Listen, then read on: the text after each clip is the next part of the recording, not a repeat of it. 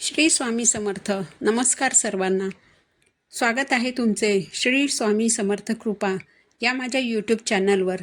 आजचा दिवस तुम्हाला खूप सुखाचा, आनंदाचा आणि मंगलमय जावो हीच मी स्वामींच्या चरणी प्रार्थना करते आणि आज या नवीन व्हिडिओला सुरुवात करते. 13 ऑगस्टपासून पवित्र श्रावण महिन्याला सुरुवात झालेली आहे आणि आज 17 ऑगस्टला श्रावण महिन्यातील पहिला सोमवार आलेला आहे. हा श्रावण महिना भगवान महादेवांना समर्पित आहे आणि म्हणून श्रावण हा शिवपूजनासाठी अतिशय महत्त्वाचा, पवित्र आणि शुभ मानला जातो. श्रावण महिन्यामध्ये आपण प्रत्येक सोमवारी व्रत करून अगदी श्रद्धेने आणि भक्तिभावाने महादेवांची पूजा करतो. श्रावण सोमवारी केल्या जाणाऱ्या महादेवांच्या पूजेत जलाभिषेक आणि रुद्राभिषेकाला विशेष महत्त्व असतं. श्रावण सोमवारी जर आपण भक्तिभावाने केवळ एक बेलाचं पान शिवलिंगावर अर्पण केलं तरी महादेव आपल्यावरती प्रसन्न होतात. म्हणूनच महादेवांना भोळे सांब असंही म्हटलं जातं. या श्रावण सोमवारी काही विशेष उपाय आणि सेवा केल्या जातात. आज या व्हिडिओमध्ये मी तुम्हाला एक अतिशय प्रभावी असा उपाय सांगणार आहे. या श्रावण महिन्यातील प्रत्येक सोमवारी तुम्हाला संध्याकाळी कापुरासोबत एक वस्तू जाळायची आहे. ही वस्तू जाळल्याने दरिद्रता, पितृदोष, वास्तुदोष, नजरबाधा नष्ट होऊन घरात अखंड लक्ष्मी नांदेल. घरात पैसे येण्याचे मार्ग मोकळे होतील. तर अशी कोणती वस्तू तुम्हाला श्रावण महिन्यातील सोमवारी संध्याकाळी कापुरासोबत जाळायची आहे आणि हा उपाय तुम्हाला कोणत्या वेळेत करायचा आहे याबाबतची संपूर्ण माहिती आज या व्हिडिओमध्ये मी तुम्हाला सांगणार आहे. त्यामुळे तुम्ही हा व्हिडिओ शेवटपर्यंत ऐका. चॅनलवर नवीन असाल तर सबस्क्राईब करा आणि असेच माहितीपूर्ण धार्मिक व्हिडिओ पाहण्यासाठी बेल आयकॉनला देखील प्रेस करा. तर हा उपाय जो आहे तो तुम्हाला प्रदोष काळात करायचा आहे. प्रदोष काळ म्हणजे काय तर बघा, सूर्यास्त होण्याच्या अगोदरचा 1 तास आणि सूर्यास्त झाल्यानंतरचा 1 तास ही जी वेळ असते ना, तर याला प्रदोष काळ असं म्हणतात. तर या प्रदोष काळात तुम्हाला हा उपाय करायचा आहे.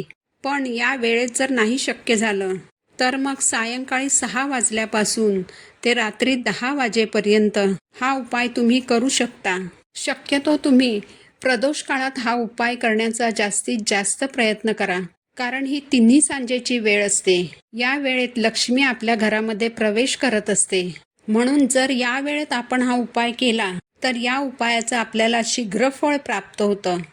आज श्रावणातील पहिला सोमवार आहे आणि आज नागपंचमीचं व्रत सुद्धा आहे. या योगावर जर आपण आपल्या घरात हा उपाय आज संध्याकाळी केला तर आपल्या घरामध्ये असणारी सर्व नकारात्मक ऊर्जा, वाईट शक्ती, अडचणी या नष्ट होतात. या उपायाला सुरुवात करण्यापूर्वी तुम्हाला तुमच्या घराचा मुख्य दरवाजा जो आहे तर तो उघडा करून ठेवायचा आहे. घराच्या खिडक्या देखील तुम्हाला उघडायच्या आहेत. देवघरामध्ये गाईच्या शुद्ध तुपाचा दिवा लावायचा आहे. धूप, दीप, अगरबत्ती लावून वातावरण प्रसन्न करायचं आहे. जर तुम्ही श्रावण सोमवारच्या पूजेची मांडणी घरामध्ये केलेली असेल तर त्या पूजेसमोर तुम्हाला हा उपाय करायचा आहे.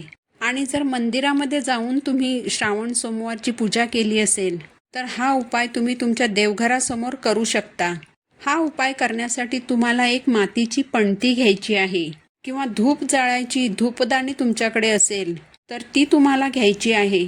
या भांड्यामध्ये तुम्हाला मुठभर तांदूळ ठेवायचे आहेत आणि या तांदळावर तुम्हाला भीमसेनी कापुराच्या 2 वड्या ठेवायच्या आहेत. तुमच्याकडे जर भीमसेनी कापूर नसेल तर तुम्ही साधा कापूरही घेऊ शकता. कापुराच्या या 2 वड्यांवर तुम्हाला गाईचं थोडंसं शुद्ध तूप घालायचं आहे. यानंतर तुम्हाला 2 लवंग घ्यायच्या आहेत. फूल असलेल्या अशा 2 अखंड लवंग घ्यायच्या आहेत. फूल नसलेल्या, तुटलेल्या किंवा खराब झालेल्या लवंग घेऊ नका. या दोन्ही लवंग तुम्हाला तुमच्या उजव्या हातामध्ये घ्यायच्या आहेत. बसायला एक आसन घेऊन तुम्हाला त्या आसनावर देवघरासमोर बसायचं आहे. यानंतर तुम्हाला लवंग ठेवलेली उजव्या हाताची मूठ बंद करायची आहे आणि ओम नमः शिवाय या मंत्राचा तुम्हाला 21 वेळा जप करायचा आहे. स्त्रियांनी हा उपाय करताना नमः शिवाय या पंचाक्षरी मंत्राचा जप करायचा आहे. 21 वेळा मंत्र म्हटल्यानंतर या अभिमंत्रित झालेल्या 2 लवंग ज्या आहेत तर त्या तुम्हाला त्या कापुरावर ठेवायच्या आहेत. यानंतर हा कापूर तुम्हाला देवघरासमोर प्रज्वलित करायचा आहे. कापुरावर ठेवलेल्या सर्व वस्तू जळत असताना तुम्हाला या मंत्राचा जप करायचा आहे. यानंतर हे भांडं देवघरासमोरून उचलून घ्यायचं आणि तुमच्या संपूर्ण घरामध्ये हे भांडं तुम्हाला फिरवायचं आहे आणि त्यानंतर हे भांडं तुम्हाला घराच्या उंबरठ्यावर ठेवायचं आहे. थोड्या वेळाने पुन्हा ते भांडं उचलून आणून तुम्हाला देवघरासमोर ठेवायचं आहे. रात्रभर ते तसंच देवघरासमोर ठेवायचं आहे. दुसऱ्या दिवशी ज्या वस्तू त्यामध्ये उरल्या असतील त्या सर्व तुम्हाला निर्माल्यामध्ये टाकून द्यायच्या आहेत. श्रावण महिन्यातील प्रत्येक सोमवारी तुम्हाला हा उपाय करायचा आहे, कारण हा उपाय केल्यामुळे आपल्या घरामध्ये माता लक्ष्मी स्थिर राहते आणि घरातील आर्थिक अडचणी, आर्थिक समस्या दूर होतात. घरात पैसा येण्याचे मार्ग खुले होतात. वाईट शक्तींपासून, वाईट नजरांपासून आपल्या घराचं, आपल्या मुलांचं, आपल्या कुटुंबाचं संरक्षण होतं. म्हणून हा उपाय तुम्हाला प्रत्येक श्रावण सोमवारी करायचा आहे. आज पहिल्या श्रावण सोमवारी शिवामूठ जी आहे तर ती तांदूळ असणार आहे. म्हणून तुम्हाला आज तांदळाचा एक उपाय करायचा आहे. हा उपाय तुम्हाला तुमच्या इच्छांच्या, मनोकामनांच्या पूर्तीसाठी करायचा आहे. हा उपाय करण्यासाठी तुम्हाला 108 तांदूळ घ्यायचे आहेत. अखंड तांदूळ घ्यायचे आहेत, कारण कोणतीही खंडित वस्तू ही महादेवांच्या पूजेतून वर्ज्य असते. म्हणून या उपायासाठी तुम्हाला अखंड 108 तांदूळ घ्यायचे आहेत. यानंतर तुम्हाला आसन घेऊन देवघरासमोर बसायचं आहे. देवघरामध्ये दिवा लावायचा आहे. धूप, दीप, अगरबत्ती लावून वातावरण प्रसन्न करायचं आहे. आणि यानंतर एका छोट्या वाटीमध्ये तुम्हाला हे अखंड 108 तांदूळ ठेवायचे आहेत. यानंतर वाटीतील एक तांदूळ तुम्हाला हातामध्ये घ्यायचा आहे आणि एक वेळ तुम्हाला कमलात्मक मंत्र म्हणायचा आहे. आणि हा मंत्र म्हणत असताना तुम्हाला हा तांदूळ शिवलिंगावरती अर्पण करायचा आहे. यानंतर दुसरा तांदूळ घ्यायचा, पुन्हा तुम्हाला कमलात्मक मंत्र म्हणायचा आहे आणि हा दुसरा तांदूळ तुम्हाला शिवलिंगावर अर्पण करायचा आहे. असे तुम्हाला 108 वेळा मंत्र म्हणत हे 108 तांदूळ शिवलिंगावरती अर्पण करायचे आहे.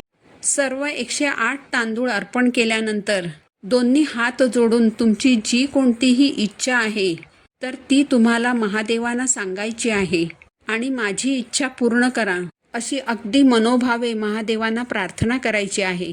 दुसऱ्या दिवशी हे 108 तांदूळ तुम्ही पक्ष्यांना खायला घालू शकता किंवा घरामध्ये भात शिजवताना त्यामध्ये तुम्ही हे तांदूळ टाकू शकता. तर अशा पद्धतीने हा 108 तांदळाचा उपाय जो आहे तर तो तुम्हाला पहिल्या श्रावण सोमवारी करायचा आहे.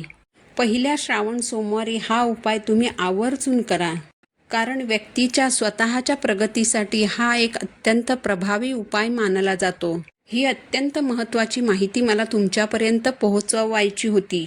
झालेली सेवा मी महाराजांच्या चरणी अर्पण करते.